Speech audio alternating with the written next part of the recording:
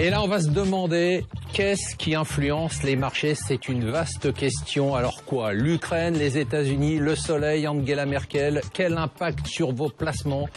Et pour un sujet aussi important, nous avons demandé à nos deux Pascal favorites de nous livrer leurs pensées, parce que les pensées de Pascal, c'est la blague.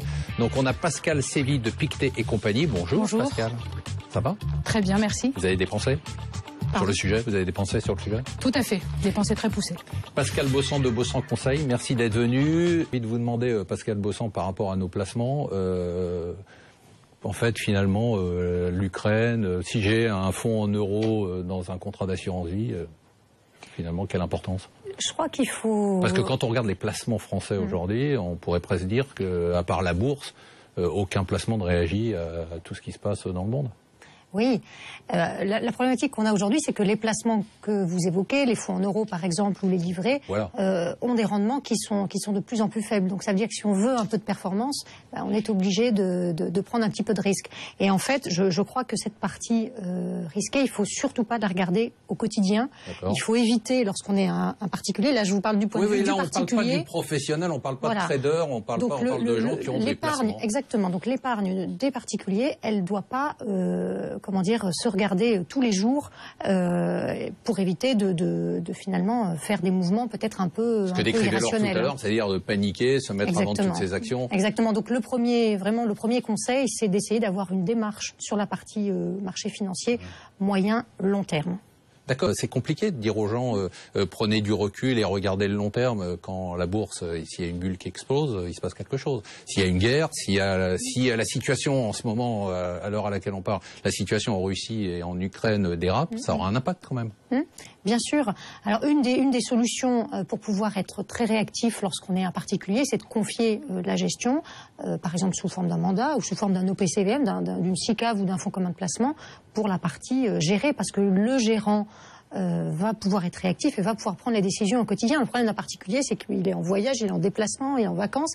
Donc c'est très difficile d'être réactif à G+1. Et encore une fois, nous, on travaille beaucoup avec des fonds communs de placement ou des SICAV qui sont gérés. Et les fonds réactifs sont une bonne réponse à ce que vous évoquez, le long terme. Alors un petit tuyau pour terminer. Si les gens qui nous regardent ont un petit portefeuille, vous leur conseillez de lire un journal une fois par semaine, de regarder, je parle financier, de regarder un site financier tous les jours, de regarder BFM Business. C'est votre argent. Voilà. Regardez votre émission tous les vendredis. C'est vous, Marc, la source de l'information. Non, mais aujourd'hui, heureusement, on a quand même des moyens de s'informer. Un site comme Boursorama, par exemple, donne quand même beaucoup d'informations sur l'actualité. Les cours sont décalés de 20 minutes, mais quand même, on voit le carnet d'ordre. Et vous pensez qu'il faut rentrer jusque-là, aller regarder le carnet d'ordre? Oui, on est dans un monde qui réagit. C'est pas ce que dit Pascal, hein. Pascal Bossan nous dit prenez. Non, vous n'êtes pas d'accord là-dessus? Même si on a des fonds, il faut quand même suivre l'actualité d'un fonds qui serait exposé sur la Russie, c'est évident. Mais il y a un certain nombre de critères à chaque fois en fonction du type de placement qu'on a aussi. On voit quand même qu'entre deux professionnels, on n'a pas tout à fait le même avis.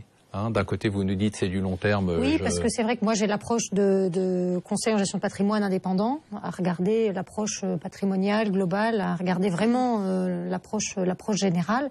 Et Pascal, vous avez une approche qui est plus peut-être marché, un peu plus. Peut-être un peu plus orienté marché, ou peut-être aussi titre vif pour certains clients, et ça nécessite effectivement une réactivité qui est assez importante.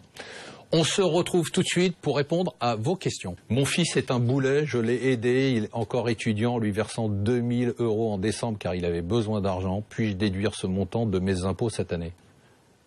C'est ça? Oui, on va. Enfin, c'est ça.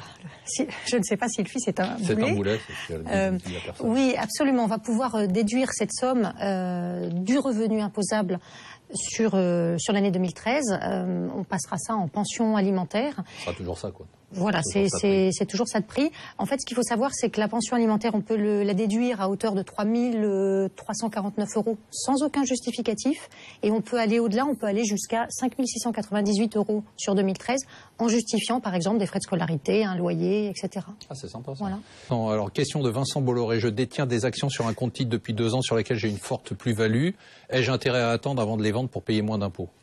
Alors, on vient de voir... Vincent, on te salue. On vient de voir qu'au bout de 2 ans, on peut avoir un abattement de 50% sur l'impôt à payer. Donc, par exemple, je suis à une tranche d'impôt de 41%, bah, du coup, je vais payer seulement 20,5. J'ai une tranche d'impôt de 30, je vais payer seulement 15, plus les prélèvements sociaux. Si on attend encore, il faut attendre jusqu'à 8 ans. Donc, le conseil, c'est peut-être de ne pas trop tarder et de profiter des abattements qu'on a qui ne seront peut-être pas éternels. Ah oui, d'accord. C'est rassurant, ça. Ma femme était un boulet, j'ai divorcé en 2013. On a beaucoup de questions de boulet pour vous. Comment faire avec nos déclarations d'impôts cette année? Elle me prend la tête. C'est une question qu'on a souvent, hein, malheureusement. Ouais. On me dit en régie, tant que c'est que la tête, ça va.